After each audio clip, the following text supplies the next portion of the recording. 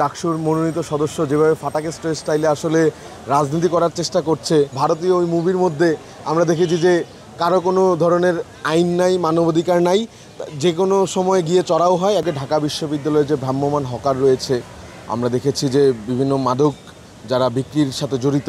তাদেরকে যে উচ্ছেদ অভিযান রয়েছে, সেই উচ্ছেদ অভিযানকে অবশ্যই আমরা অ্যাপ্রিসিয়েট করি এবং বিশ্ববিদ্যালয় প্রশাসন যেভাবে এগিয়ে যাচ্ছে সেক্ষেত্রে আমরা একটি সুন্দর ঢাকা বিশ্ববিদ্যালয় পাবো, এটা আমরা আশা করি। কিন্তু এই বিশ্ববিদ্যালয় প্রশাসনের সাথে এবং প্রক্টোরিয়াল টিমের সাথে কয়েকজন ডাকসুর মনোনীত সদস্য যেভাবে ফাটাকেস্ট স্টাইলে আসলে রাজনীতি করার চেষ্টা করছে, যে গিয়ে সরাসরি মারতে উদ্যত হওয়া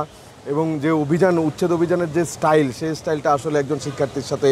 যায় না। আমরা মনে করি বিশ্ববিদ্যালয় প্রশাসনকে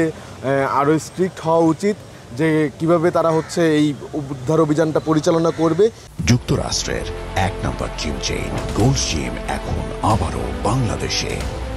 বসুন্ধরা আবাসিক এলাকা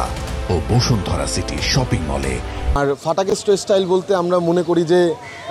কোনো ধরনের বাছবিচার ছাড়া এটার ভবিষ্যৎ ইম্প্যাক্ট কী এবং যাদের সাথে অন্যায়টা করা হচ্ছে, যদি অন্যায় হয়ে থাকে বা আইন লঙ্ঘন করে কারোর উপর অত্যাচার করা হয়ে থাকে, সেই আইনটা লঙ্ঘন যদি করা হয়, সেক্ষেত্রে আমি মনে করি যে আমি একটা কাজ করে দিলাম, কিন্তু পরবর্তী ইম্প্যাক্ট সেই লোকটা কোথায় যাবে, কিভাবে কি হবে এবং তার সাথে যে আচরণটা করা হলো সেটা যুক্তিযুক্ত হলো কিনা, তার মানবাধিকার সেটা লঙ্ঘিত হলো কিনা, এই ব্যাপারটার ক্ষেত্রে কিন্তু আসলেই আমাদের সজাগ থাকতে হবে। তো ভারতীয় ওই মুভির মধ্যে আমরা দেখেছি যে কারো কোনো ধরনের আইন নাই, মানবাধিকার নাই, যে কোনো সময় গিয়ে চড়াও হয়, একজন মন্ত্রী সে গিয়ে চড়াও হয় এবং তাদেরকে মারপিটের মাধ্যমে উচ্ছেদ করে। আসলে এটা যেই কাজটা আইন শৃঙ্খলা রক্ষাকারী বাহিনী, সেই কাজটা তার নিজের করা উচিত নয় বলে আমি মনে করি।